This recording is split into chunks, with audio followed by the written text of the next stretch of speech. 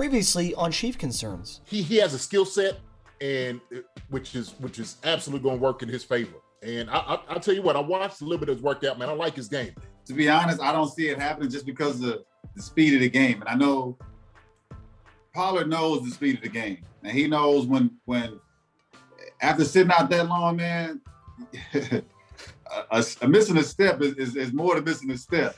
But at least, Tommy Trimble, Trey McKitty, Hunter Long, Nick Eubanks, and Tony Polian. I think those guys could fall into the laps of the Chiefs, man, and will be better for it.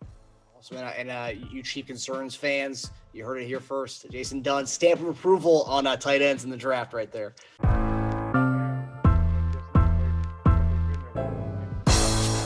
It's the corner where the treats at. Is this the passing of the torch, right?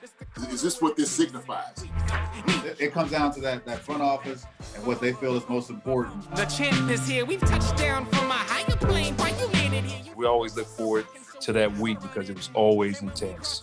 You know that we ain't coming back. We about to. The man, the myth, the legend, Dante Hall. My favorite player growing up was Dante Hall. I love you guys, Joe, but Dante was my guy. Get to dashing because you done on the warfield.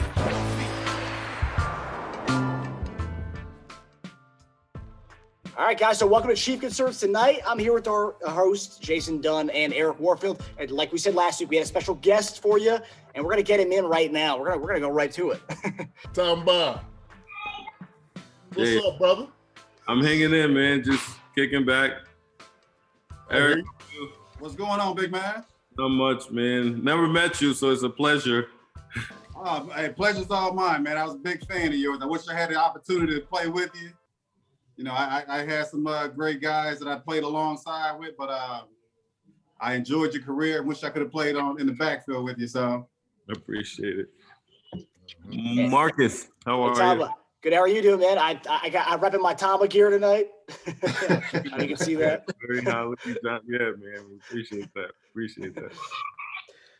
Tamba, I gotta say, it's a pleasure meeting you virtually. Back in the day when I was in college, I remember you took over. You were on ESPN's, I think NFL on ESPN's Twitter handle, and it was Tamba Takeover. I remember you responded to one of my tweets, and it made my day. I screenshotted it, and I put that on my pictures. It's like Tamba Hali responded to me. Pretty cool, man. Pretty cool. It's awesome, man.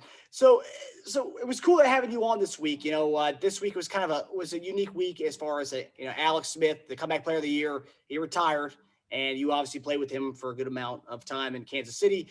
And everyone always speaks about how we had the dark days in Kansas City. There was a while there where there was some dark days, and then Alex Smith and Andy Reid came along.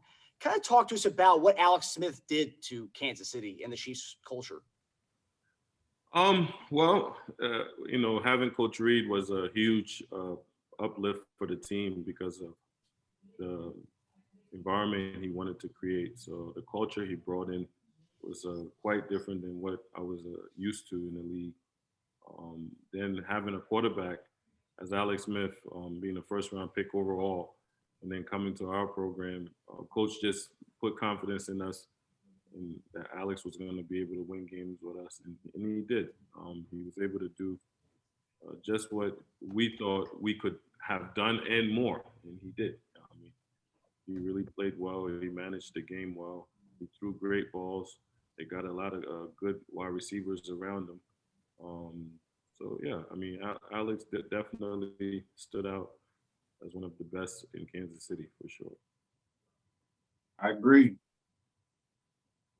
Yeah, I tell you what, man, Tom, seeing Alex right now, what he's going to do as far as retire and whatnot, which I assume that maybe he might do like one of those one-day contracts and maybe retire. That's why I was hoping, come back and retire like back with the Chiefs. Yeah. Kind of do it that way. That'd be kind of like, the old gladiator coming home, you know what I mean? Yeah. Have the little stands looking, waving at him when he's coming on in with the little chariot and whatnot. So, it'd be kind of good, to kind of have like that feel good type of deal in the arena. But yeah, man, Alex, man, has been it's stellar career. Had some controversy early on, came out to Kansas City, really did his thing, the fans really, took him in, man, loved him and loved what he was able to do. Then of course goes, to Washington. It was unfortunate what happened to him up that way. But Yeah. then of course the feel good story, him coming back out there on the field, right?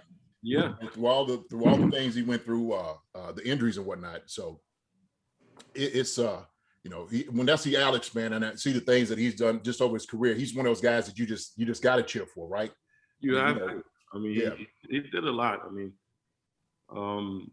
given the opportunity to go to a whole new team and establish yourself the way he did, tough. I mean, with all the criticism he had when he was leaving San Fran, and then finally coming to a team, we definitely had a good defense, but as far as the offense go, we had our ups and downs. I mean, we came off a 2-14 season, and then he's coming into the program, and it's all like we rallied around him, and we're able to go on a streak that year and win 9-10 games with that same 2-14 team, and year in year after, he just continued to progress and show how prolific of a quarterback he could be. Yeah, he should definitely come and retire as a Chief. I mean, I hope he does. Yeah, I do too, man. I hate that we had one of our legends take off and didn't want to retire as a Chief, Tony. But I would love to see Alex come back and do that, man. That'd be amazing. So Tony didn't retire as a Chief? No, man. No, hey, and look, there's a whole story there with that, though, Tom. I had to tell you, and the thing is, we'll have him out here to talk about it a little bit later, man. Conversations, because we want him to kind of tell his side of the story a little bit. But I know, fans are a little touched by that. It's all different. So I know we're going on a different tangent, but yeah. I think, it just didn't quite work what it was. And, and Tony, man, he did 17-year career, man. He was just, stellar, what he was doing. Wow. So I don't know, man. He had a chance to come back. I'm not knocking Tony for that either.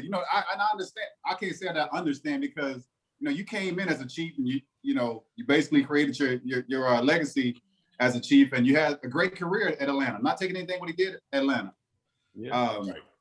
And like I said, I don't want to come off like I'm knocking Tony. I just would rather have seen him at least go into the Hall of Fame as a Chiefs player.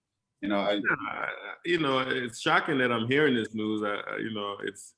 Tony had probably some of his best career with not even a great quarterback. That shows how well he with the Chiefs. I mean, so it's crazy you say that he went with Atlanta. I don't know if even Atlanta fans appreciate what he had to bring to the table. I think the Chiefs, obviously, it's all about Tony Gonzalez here. I don't think we've had another one. Right now we do. We got Travis. Yeah. Travis. But yeah, I mean, Tony should have definitely, been around the ring going into the Hall of Fame as a Chief. I mean, that's sad. Yeah. Well, I tell you, I was up there for the Hall of Fame deal, man. And the thing was, got a lot of love, from the Chiefs, and a lot of, guys were there, former players, of course, Coach Vermeil and, all those guys, came back and supported him for it.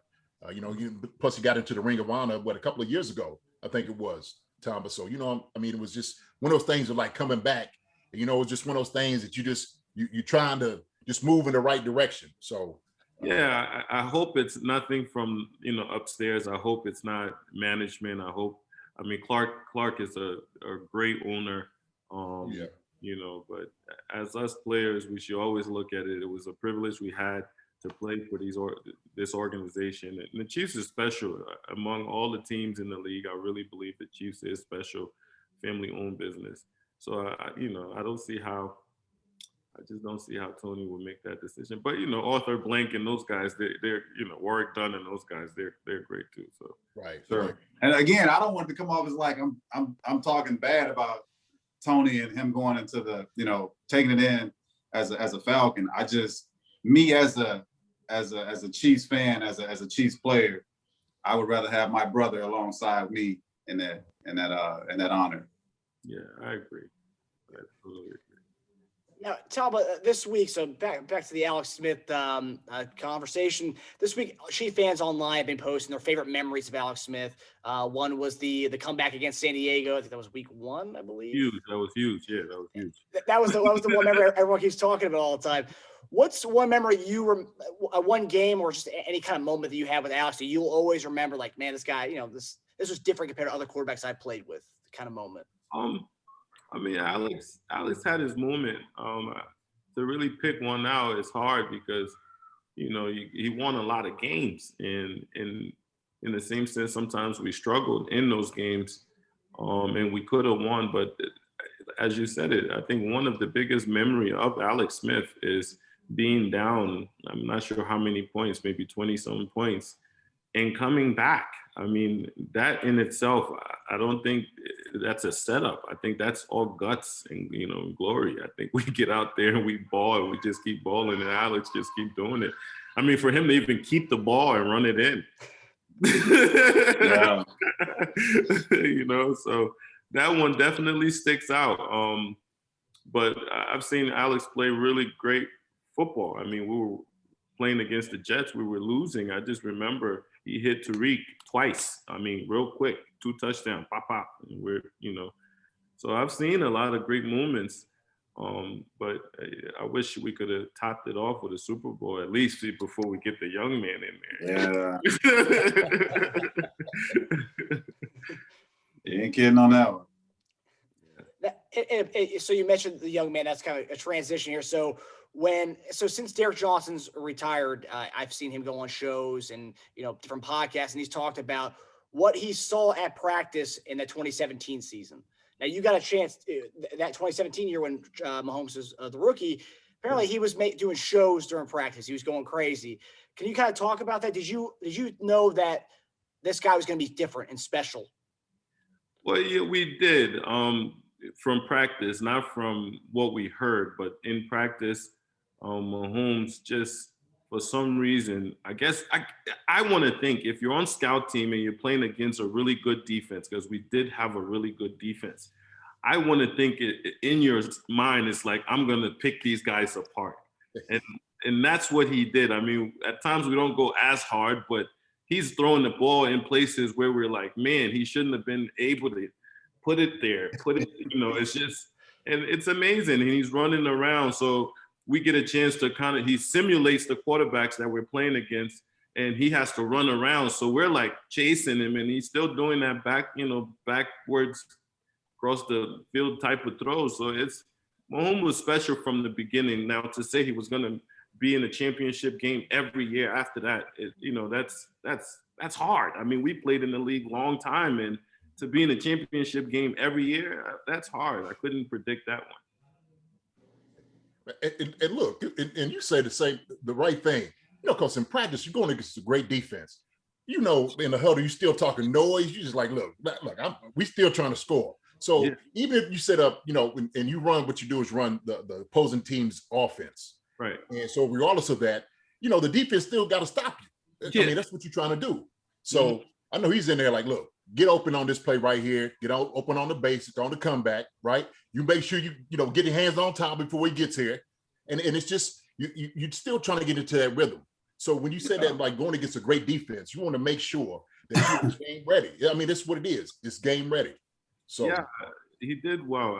The times I was there and I watched him play, and the times they started demoting me to play scout. I mean, I just play. So, I mean, I would be there rushing, and he's doing exactly what the pros do. I mean, he dropped back far. He comes in the pocket. He will run around. He's simulating it all, and he's having fun doing it, though.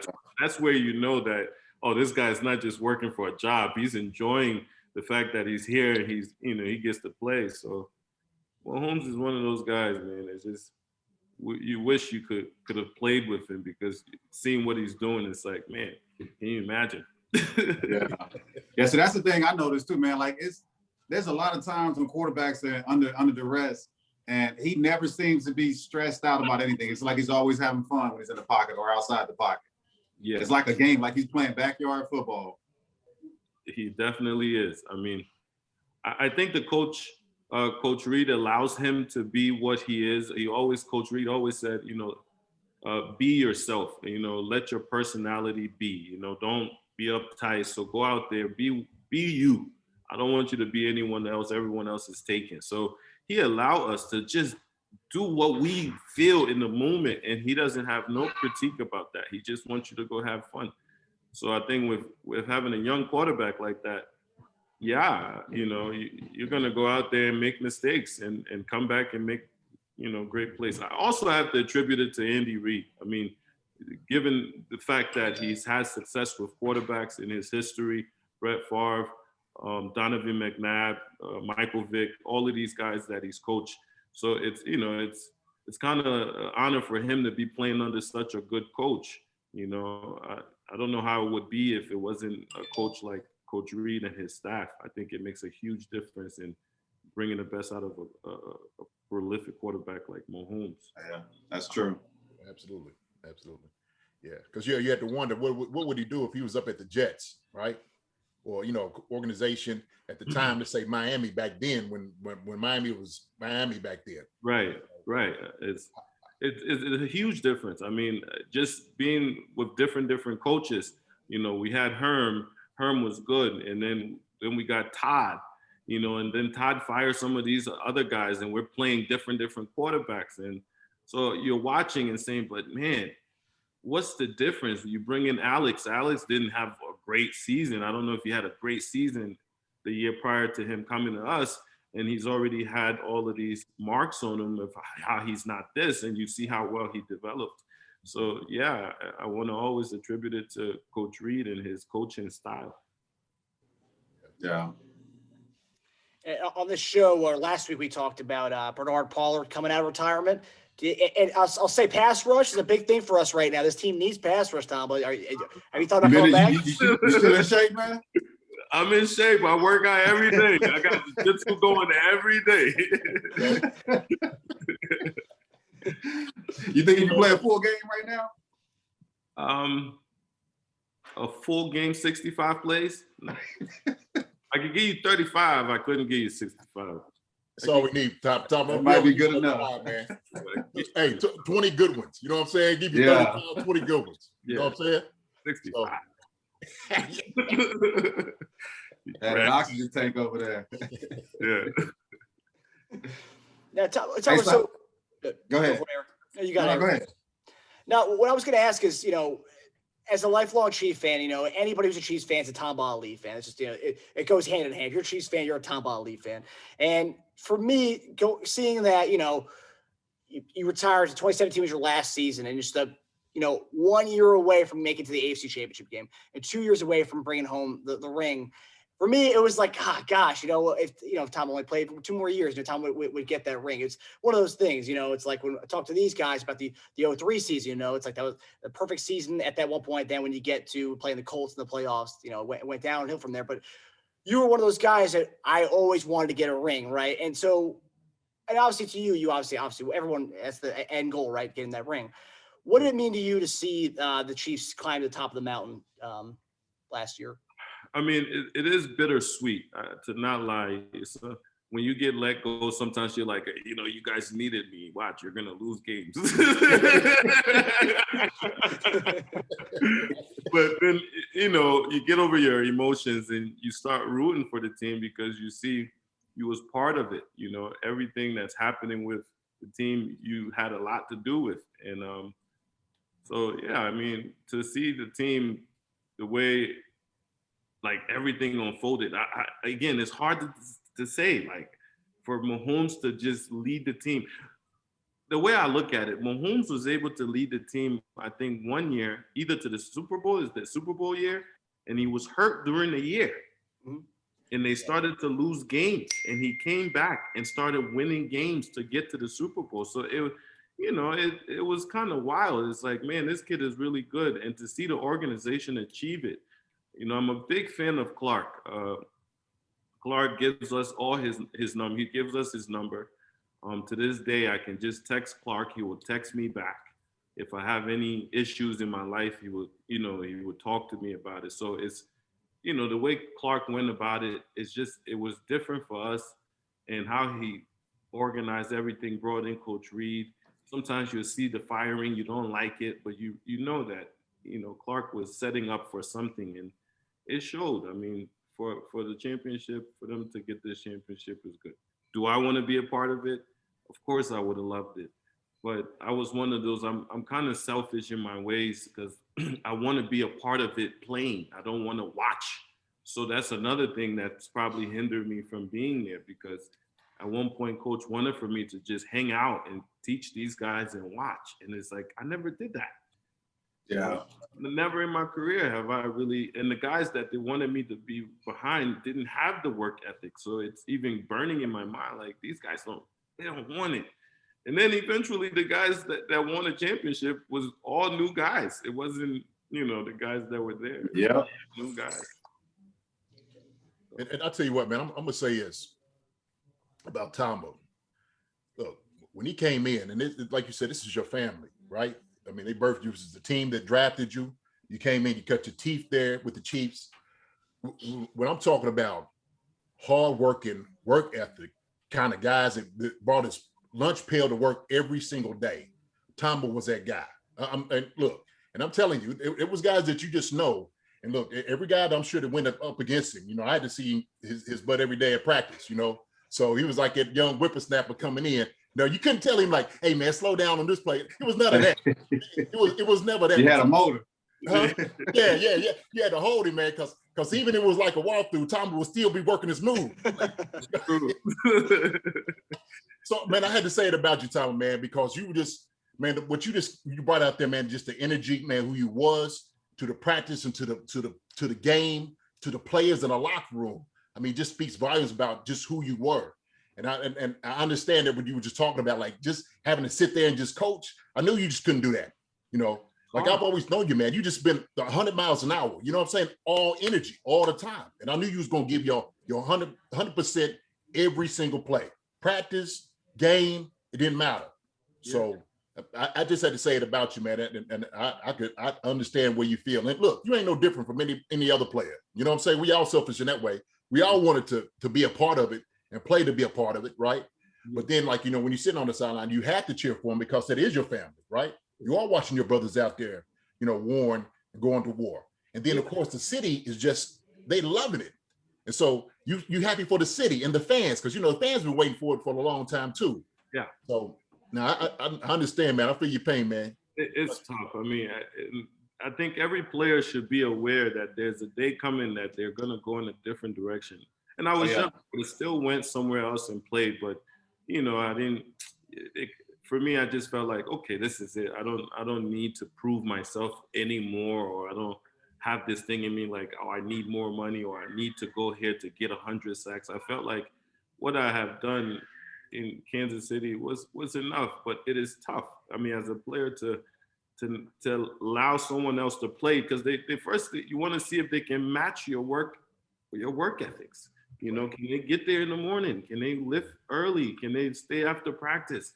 You're watching these guys go and come all your career.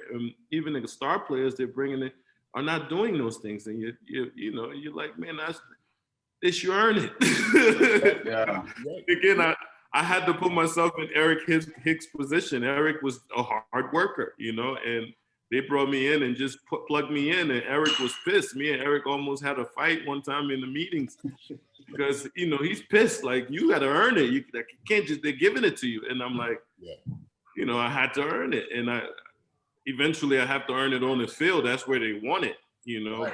But, I had to put myself in that mindset and say, yeah, it is tough. When it's time to go, you're going to want to still fight, but you're fighting the inevitable. I mean, you would love to leave on your own terms, and it's very rare that people get that.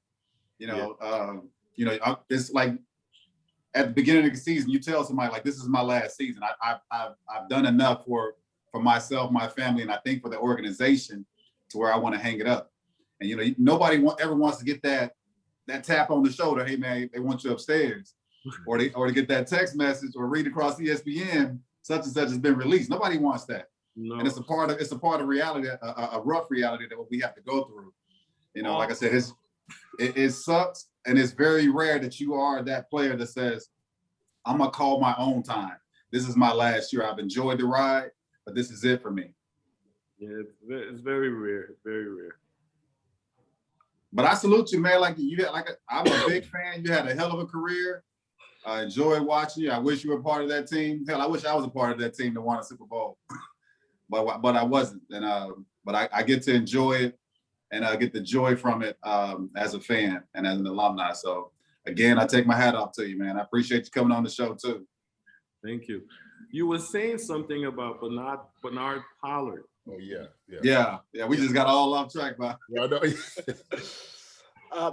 I know. So it was actually it was kind of tied to that question. I mean, if you could come back and give us some more snaps, but no. So Bernard Pollard, as of 2 weeks ago on Twitter, said he's going to try to come back to play again at 36 years old. He wants to play again, and that's the topic we've had on the show over the last 2 weeks. But no, so based on that, I was like, oh, okay, is Thomas still left in the tank to come back and give us some pass rush? Oh, okay. Well, no, I ain't coming back. I'll tell you that. But Bernard, Bernard may be able to do it.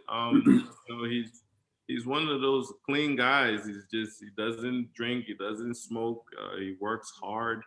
I think he could do better at linebacker. If he comes back and play linebacker, I think he will have one of the best linebackers. Now, safety right now, these guys are fast. That was my thing. That's my thing. I told him I don't know if he's maintained that speed because playing safety is not about being a big hitter nowadays. Big hits are penalized. Right. So you have to be able to utilize your talent and your speed at playing safety nowadays. Yeah, I agree. So, but if he comes in as a linebacker, as a will, he can cover and he loves to hit. I think you will see probably, something that's never been done before. He's got the body size to hold the weight. So, linebacker sounds good. Right. Strong. B-Pop strong, man. Yeah, he could, yeah. He is strong. He's split strong. I don't know if you remember Hard Knocks. I was on there. Yeah, we was talking about that, him doing the splits, like, yo, man. Doing the splits. Yeah, good dancer. Yo, you never seen that with B-Pop? He can do a splits? Split like a woman. Wow. Yeah. Look, I don't know. I'll tell you what, you had to go and see Hard Knocks, that episode when he did it. Man, it's so famous that he goes down, and I guess he was emulating maybe somebody at a strip club or something, right? That's what it is. That's just what it is. It's hard to say it, but he looked like he's doing exactly what you just said. Dang. That's hilarious. Yeah, it was a funny episode. Everyone in the locker was going nuts. Yeah, I wish I had that type of flexibility, but I don't know if I'd be doing those splits in front of the team. Now, that's how. So how's before I jump off the football subject, how's your music thing going? Man, I do music every day. It's been my first love. So it's like I grew up in the war, singing in the choir, beating the drums. I always had a studio downstairs. I was lucky because right afterwards I met a real dope producer. I've always did rapping, but he kind of took into me and showed me how to write songs for real. So I'm making songs instead of just over here yapping. So okay. Yeah, if you listen, you thinking about? Have you ever thought about collabing with Dwayne Bowe? Because I see he's doing a lot of stuff too. Dwayne, it would be rap if we did, and I love Dwayne, but Dwayne knew I rap. So being from the East Coast, I rap. We rap. So doing a song with him will have to make enough sense because the road he's taking is very scary. No, if you haven't heard Thomas stuff, man, he's got a good vibe with it, man. Tom, I've been watching and following your music, brother. So no, I check him out on social media. I've heard. Yeah. So, that's kind of like in my lane too, Tom. But you know what I'm saying? I've always, when I first got to Philly, I got introduced to a neo soul, but I love the whole, the vibe of reggae and all of it. You know what I'm saying? That whole flow, man. But that's always been you too. That's what I always loved about you. You know what I'm saying? Because you've always had that easy disposition about you. And then the music is very easy on your ear, very loving. You can sit through it with your kids. They will be dancing the whole time. Um, yeah, I do few raps here and there just to flex, just to show people, yeah, I know how to bounce on the track for sure. You got it. But what's the point? I mean, I don't want to tell my story again that I did it through football. So let me sing you love ballads. But you'll love it, man. I got an EP out right now. It's called Love and Lights. It's on every digital platform. If you want to listen to the first EP, it's called Tamba Juice. That one is more Afrobeat driven. But Love and Light shows you my rap a little bit, shows you my Drake a little bit. Producer, man, produce. I'm here with. Oh, there you go. You're in the studio already, huh? Cooking it up. Hey, that's all right. That's all right. Yeah, man. I love what you're doing now, though, Tom. But you know what I'm saying? So, and it's one of those things that guys we were just kind of talking about. You want to leave on your own accord, but now like you have something like your first love that's an easy transition that you don't have to worry about. Like, man, I got to figure out what I want to do and stuff like that. Man, you already had the love in your heart. You know what you wanted. So yeah, that's a blessing. I never really wanted to be on TV because I went to school for broadcast and I never really wanted to critique players. I saw how much work we put in. Sometimes I look at my guys, I said, man, they're really talking that trash on us. And when they went through what we went through, it's hard. Right. Those coaches really put us through it. You see a glimpse, they catch the ball on us, so whatever happens, it's like you see a glimpse of what we put in and then you dog us like the whole time. And I'm like, I never really want to do that. And I just, for some reason, I thought I was going to become a bigger artist, but then I realized I'm in my father's stage. I'm in my, I'm a husband stage, I have to do this. I can't just continue trying to be some superstar in any field. So I realized being a producer, writer, artist, it gives you the lean to do what you love, still enjoy your family. You can choose to do shows. If you can get out and say, I'm gonna structure the show the way I want it to be, but it's not like I need to get on tour and do what these other characters are doing, because I did it for like 6 shows and I realized I'm like, no, I don't want to do this. I was on the road every day. Right. So right now you don't want the bigger picture that comes with all of it. You just doing it for the love of it. I love it. I work with other artists. I feature myself with other people who are in the arena. Mostly back home in Liberia, I do a lot of music for them. But in Africa, in Nigeria, Ghana, they're hearing my music on the radio. As far as touring, I think, that's if I do it, will be down the line. But after talking to the guys, they tell me the truth. They say, Tamba, this is not the industry that you're used to. That these people are all liars. These people are all terrible people. And if you really want to be a top star in here, you're gonna need to sell your soul. Wow. I mean, it's straight up. You're gonna have to meet up with the devil. That's how they say it, straight up. Wow.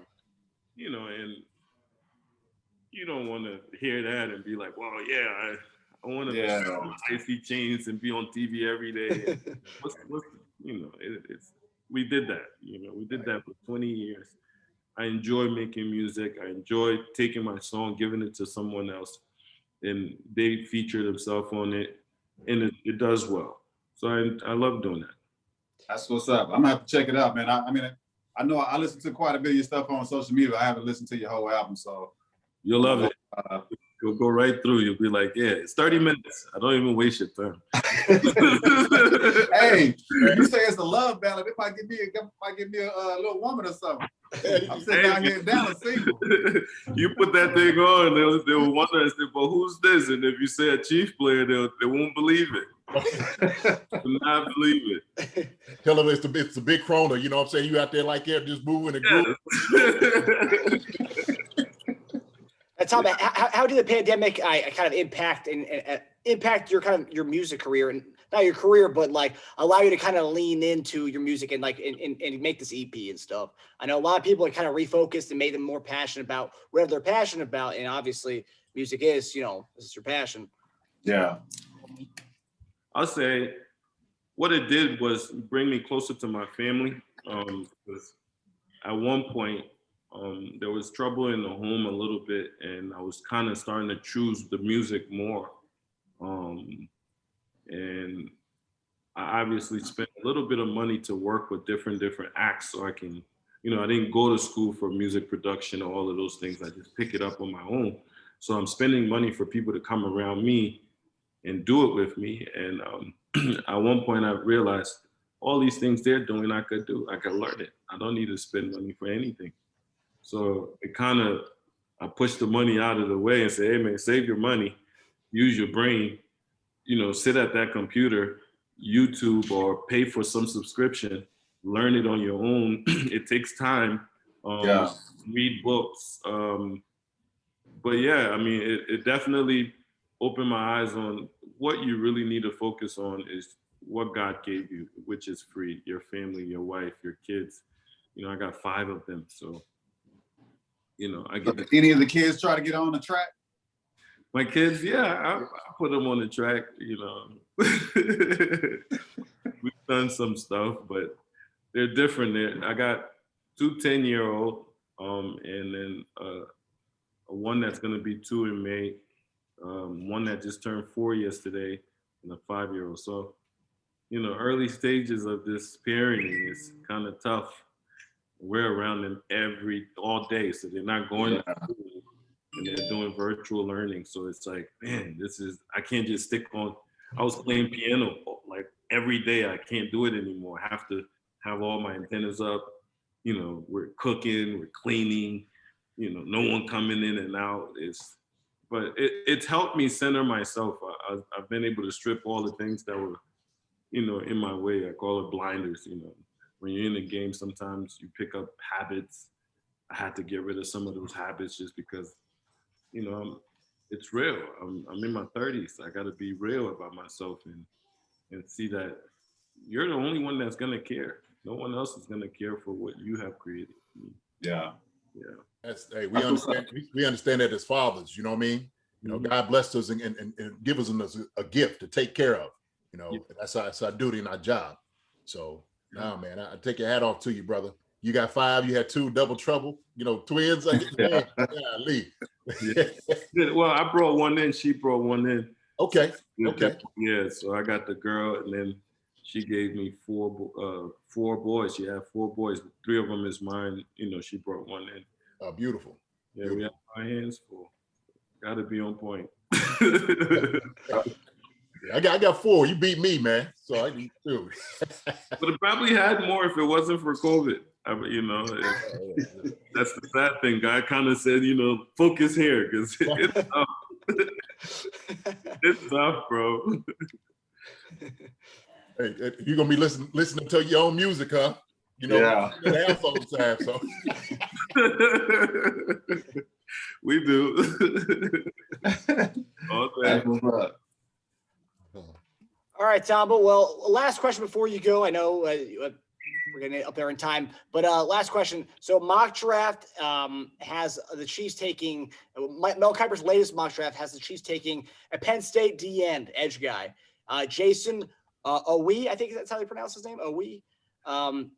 And I just want to get your thoughts because obviously when I see Penn State edge, with the Chiefs, my mind goes to Tamba Hali. What are your thoughts on him? You're a former Nittany Lion. You obviously, I'm sure you got some biasness behind this, but what's your take on this player? Well, I don't know too much about the player because I haven't worked with the program in quite some time. What I will say is when I did visit, the way Coach Franklin recruits, these guys are big. They're tall. I probably wouldn't have made his team. I was shorter than everyone in his freshman class except for maybe some corners here. So I realized that when I got in the D-line room, I was shorter than all of them. So, yeah, Coach Franklin, he got these trees hanging out at Penn State. I'm like, So yeah, when I visited, I realized, I said, wow, these guys are, and they were young. I think it's a year or maybe 2 years ago when I got there, young guys, and their work ethic wasn't what I was used to, but I seen them make plays in a different way. I'm like, these guys are they know they're good. So I don't know much about the player, but I know, you're probably gonna get a well-rounded individual that understands how to play the game. What I did used to do is spend time with Coach Johnson at Ohio State. So you can see how Ohio State players is almost the same way I play because that's who coached me. Was that Larry's dad? Yeah, that's Larry's dad. So most of those guys, if you see them in the league, you see they have a motor. But Penn State picking this guy, Coach Franklin, I definitely have faith in that he knew what to do as far as recruiting. And once this guy get here and get around the team, he'll have success. Awesome. Well, thanks for the insight, Tom. Thank you for coming on, man. It was honestly, it was amazing to meet and get to talk to you. I can't believe I'm talking to you. So Appreciate you, my brother. Awesome, man. Appreciate my brother, definitely, man. It's a pleasure to talk to the legends. Jay and I used to take on to Jay. Jay would be running down I'll be right behind him. He said, I know that's Tamba. I'm like, you got me into this. We'll be running down the alleyway. Yeah. It's just like to get into the stadium. So, it's great to always, catch up with the guys, even, Yeah. Hey, so where you living at now? You back in East Coast? I was right here in Overland Park in 133rd and all. Okay. Oh. You play golf? Yeah. I used to. I haven't played since college. Okay. Yeah.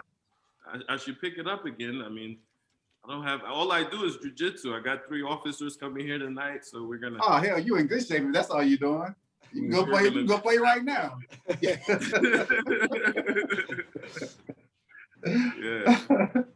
Well, thanks again, man, for coming on. We enjoyed you, and hopefully we get you on during the season when we kick off. So. All right, appreciate it. Thank you. Man, Tom, appreciate it, my brother, man. Love you, man. All right, man. Keep doing your thing out there, brother. You know what I mean? Seriously, straight up. All right. Yeah. Thank you. Awesome. And remember, love and lights, everybody. Love and lights. Love and lights, baby. So that was awesome to talk to Tamba Hali. I know, Eric, you never met him before, and JD, you played with him his first 2 years in the league. It's just, what did you guys make of that? Great all around dude, man. And again, I know I kept telling him I've been a fan. Like, man, there's so many players that have come to this organization to where, you as a former player, you kind of wish of things that really can't happen. But it was like, I would love to have played alongside Tamba Hali and Justin Houston and to be out there with Patrick Mahomes and Travis Kelce and Tyreek Hill. But, those are guys that you admire, especially the work and job that they do for the team. And it's just, tremendous to see the things that he's doing with his life and with his family and also his career outside of football. But he's a great overall individual guy. So far for me, just finding out through the podcast. Yeah, man. It's just, to me, seeing a guy that came in, kind of a young pup, I watched him in his development, going after him every day. Like you said, man, I was just kind of like the old guy, in the locker room. Yeah. Young guys coming in. So, it was one of the guys that came in energetic, man. It's just who Tamba was, man. He's just a great all-around guy. He's always got that big, huge smile. And that's just his heart, his emotions, his passion about everything that he does, man. He's just a great overall person anyway. But man, yeah, man, it was good to have him on, man. It's great to have him on. Yep. It always speaks volumes too, because I remember when the Chiefs played the Patriots on the Monday night, they did something with like Bill Belichick, and they asked him about the Chiefs defense, and he said Tamba Hali was his favorite player that he never got to coach.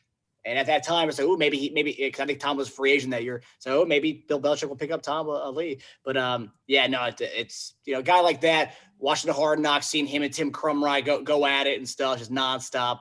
And I think it's he was a badass on the field and just a nice person. So it's always It honestly seems like the Chiefs only recruit nice guys. I mean, all you guys are the best. They pay a lot of money to evaluate players now. All right? Yeah. That is true when you say things like that. So, you got to fit. You got to fit. So, Yeah. For sure. Okay, so now we're going to get into Chief concerns. So we had the Tamba take over the Chief concerns the first half of the show, but we'll get one of our concerns in before we hear Eric Warfield to give us a little master class of his top 5 cornerbacks. Professor Warfield's going to go to the chalk for us on his top 5. I love it. But our first Chief concern is going to come from it's a social media thing between Patrick Mahomes, Tom Brady. So the saga continues between the two. So at a Royals game this week, the Rays played the Royals, and Salvador Perez lost a bet where he had to wear a Tom Brady jersey before the game. And I guess it was a Tampa Bay Rays video guy, social media guy, had a video of Salvador. And Salvador, as he's wearing the jersey, says Patrick Mahomes is the best quarterback. He's the best. And then Tom Brady sees that, and he quote tweets the video saying, "Actions speak louder than words." And so, Mahomes, he's a really even keel guy. You don't think he's going to respond back to it. But then he quote tweets what Tom Brady says, and he says, what's the exact quote? "I guess we'll see in 20 years," is what he says. That was his response. I like the response. It is nothing, demeaning towards it. But yeah, Tom has had a tremendous career, and we've heard many times Patrick, saying that that's who he wants to mimic his career after. He's on pace. He's kind of on pace to kind of get 7 rings. Follow up is what Tom has done, and he's already gotten 1. So this might light an extra fire under him to get him extra motivated to become Patrick. I don't know, 10.0. I can't see him getting a whole lot better than what he's proven, because the guy has just been phenomenal. But to have that little battle with Tom at the end of his career, I like it. I like the comeback. Like I said, it wasn't nothing demeaning. It was just, hey, we'll see it within 20 years. Yeah, man, it's just 2 guys, man, doing, just having fun with one another, but also being competitive too. Yeah. So look, Tom's sitting up here on top of Olympus right now, kind of looking down. He's coming to get it. Yeah, he is. Patrick's just steadily just climbing up the hill. He's just watching him. He's like, look, wait in 20 years. And Tom knows that. He does. He knows that. But all he was just saying, like, look, hey, don't take away from what I've done, okay? Look, I'm the guy that's sitting over here on top of the mountain right now, all right? So Patrick's like, look, I'm coming for you. Just waiting, another 20 years. So these guys, look, they know each other, man, and they respect each other. But also, too, man, it's competitive. Everybody wants to be the best and number one. So, it wasn't nothing other than just, guys kind of, jabbing each other, just being competitive, too. That's it, man. It's part of it. Yeah, it was obviously good fun and stuff, but Chief fans were loving it. Like, oh shit, Patrick. Yeah, I saw that. I mean,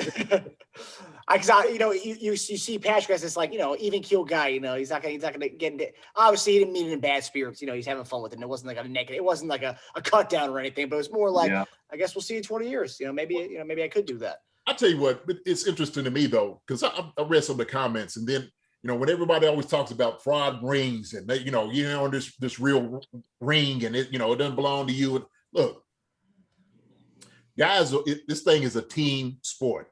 Okay, it's a team sport. None of these guys could just do it by themselves. Tom can't do it by himself. Pat can't do it by himself, right? And so, when we say these fraud rings, man, what you're doing is, to me, you're basically kind of taking away from everybody else's success on the team as well. True. That's the way I look at it. These guys fight hard, man, to get to the Super Bowl, regardless of how people see it. And I know sometimes, fans are just going after fans and whatnot. But look, man, these guys earn every ring, regardless of how it is. We could say like, hey, you earned it under these circumstances, whatever. You still got it. So, look, it just kind of, every time I look at it, I'm like, man, are these people for real? Is this really, guys are saying that like, oh, fine ring, no, you ain't get this. Because they say the same thing about Patrick, about him, winning, one of the rings. Win a real ring, Pat. I'm like, what are you talking about? Yeah. I just don't understand it. And then they mentioned like this quarterback's playing against that quarterback. No, that quarterback's playing against that defense. Yeah, that's right. That's right. Yeah. Just because they got different stats and one quarterback came out with the win doesn't really, signified that this quarterback outplayed that quarterback. It might have just been bad defense or good defense. Yeah. I don't know. Not one quarterback can throw the ball to themselves. Do you, E? Not one. Not I've one. seen it happen in a few games Right. on accident, but matter of fact, I think Tom Brady had one last year. Yeah. He got knocked back and he caught it, so he threw it again. It was actually completion. Oh, was it? No, okay. Usually bad things happen when that happens. You know? It's like they trade the quarterbacks to knock it down. Yeah. No. Well, it's funny about the whole like the Twitter beefs when you see that this newfound Tom Brady versus Mahomes Twitter beef, I guess, as far as like, commenters. It's Chief fans versus Patriot fans and Buccaneers fans now, because now he's Patriot fans are all Buccaneer fans now because they're following Brady. Yeah.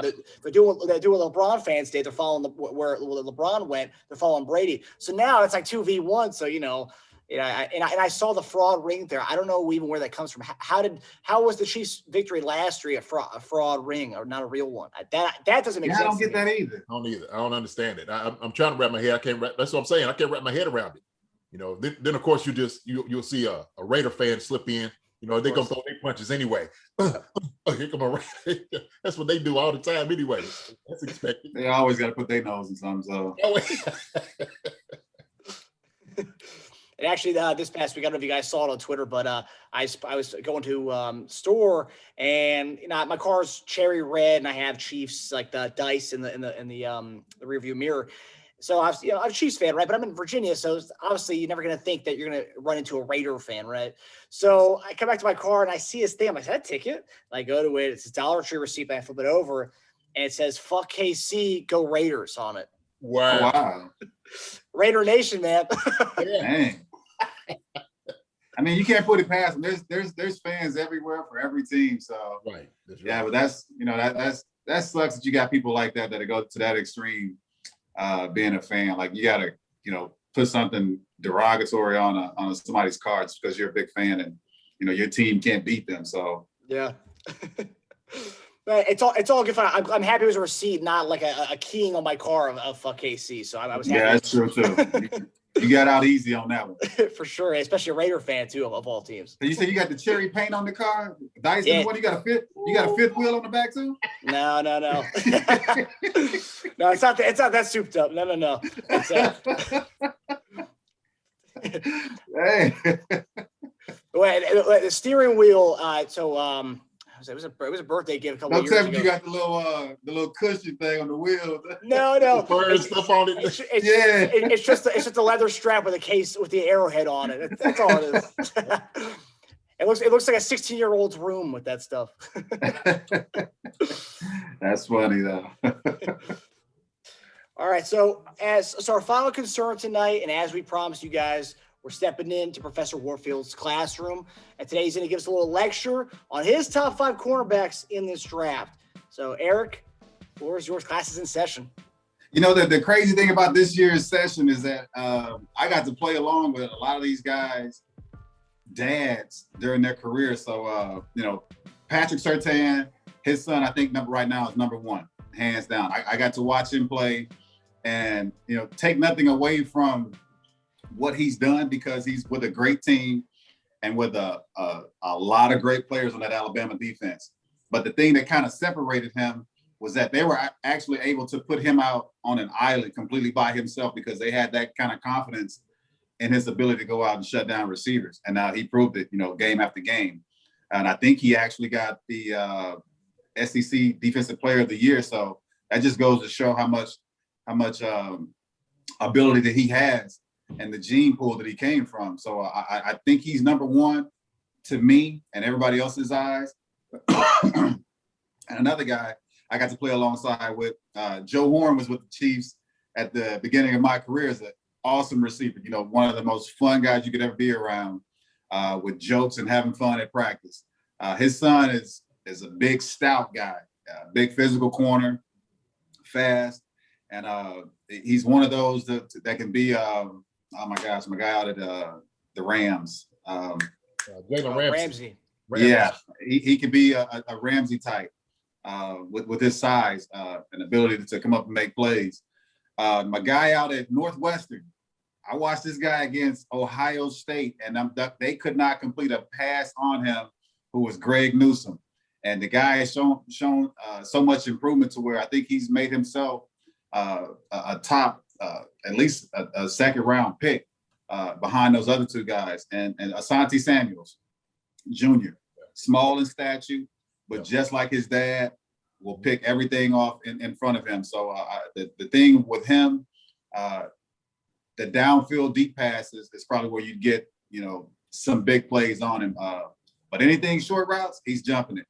He has the playmaking ability like the same as his dad. One of those undersized corner with the quickness to get underneath any kind of route. USC has two guys. Now, you got two corners that are projected in at least the top 3 rounds. You've really got yourself a pretty good defense to where you can let loose with your front 7. And these guys have really played well.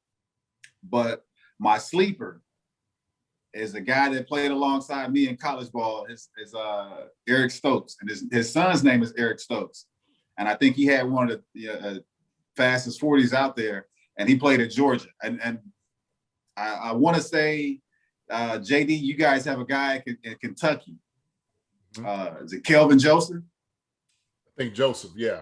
I think so he's another guy that's also, I actually got to do a little homework when Marcus gave me these this little questionnaire to go through. I didn't get to write it all down, so I just watched a little of these guys on YouTube and kind of read through some of the highlights. But it's an interesting group this year, and these guys should go out and have a successful career, especially from the talent pool that they've all come from and the stats that they've already put up. So I hope we can snag one of these guys. I'd love to see, us get Horn or Surtain, but we don't have those picks. So as far as for us, I know Ward is kind of solidifying his position, becoming a pretty good starter for us. But man, anything else is like,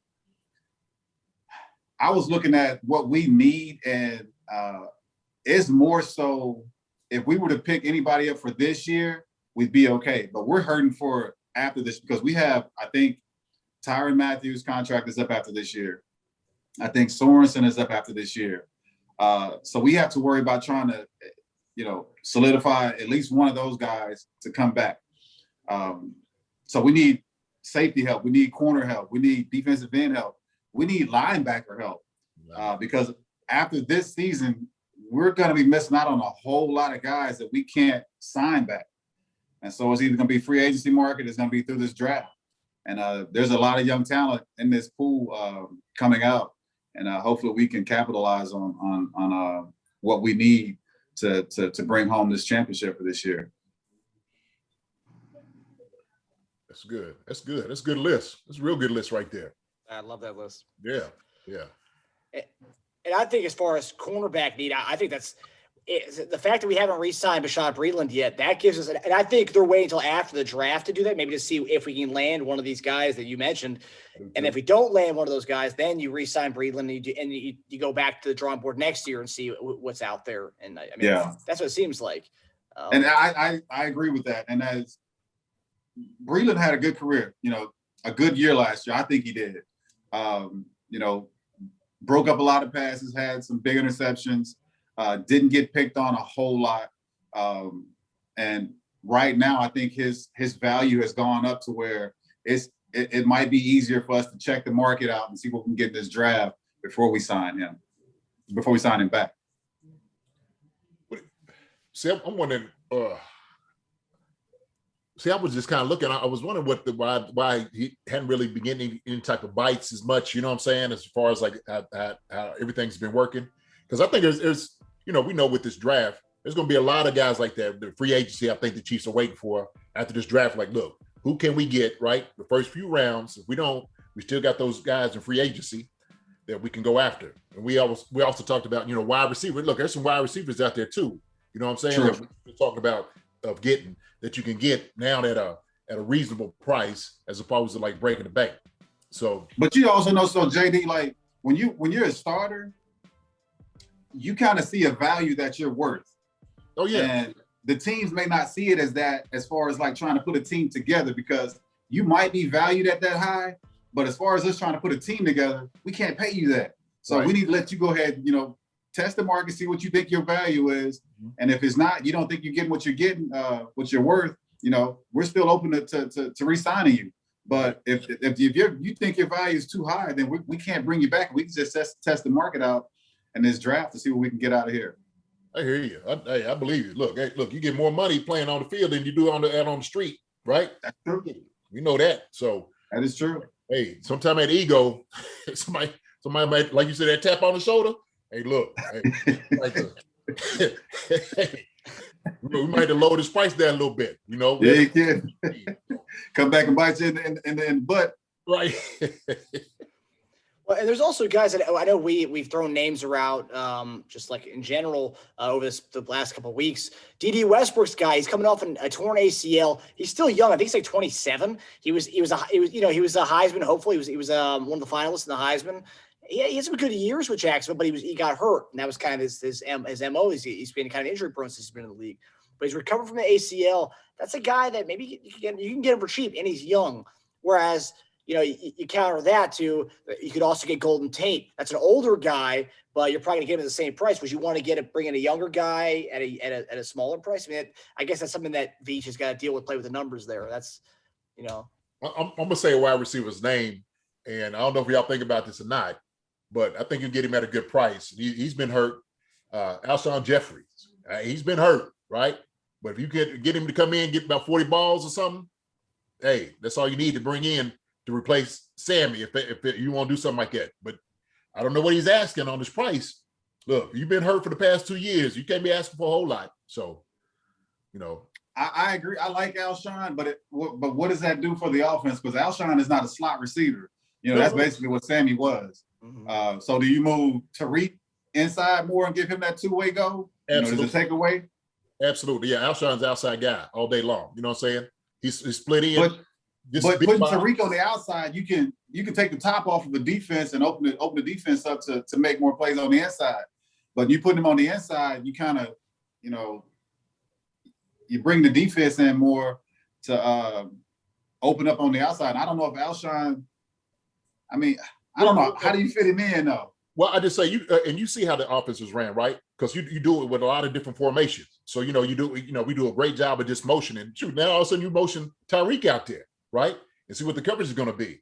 But Alshon, look, we ain't trying to get him to go out there and play, 65 snaps. We just need for you to go ahead and run a couple little, dig routes or, comebacks. Like you said, they ain't going to take the top off the defense. No. But, hey, we know how to switch it up, though, if we need to. Shoot, I guess. Yeah, so. Well, Eric, you bring up a good point about the whole aspect of, wanting a slot guy like Sammy Watkins. I mean, Juju is a guy that we went after pretty hard. We had Andy Reid sending him text messages of Lombardi Trophy. So there's obviously a type of guy they want. And that's that slot mold. So, what's my guy? Golden Tate is one of those guys. He's a slot guy. He does well in the slot. Playmaker, great playmaker, motion guy and all.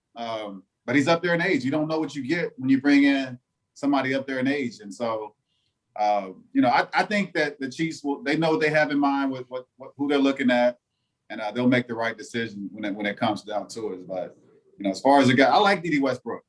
Great playmaker. He's small, but, I think he's able to make plays, especially within the offense that we have. Yeah. See, I think we're looking for guys to eat up space. That's why I'm looking for guys like just a little bit bigger. I think we got a lot of small, quick guys.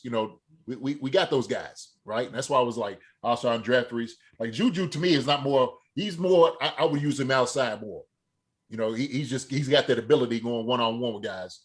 So all the quick guys we got plenty of those guys. We plenty.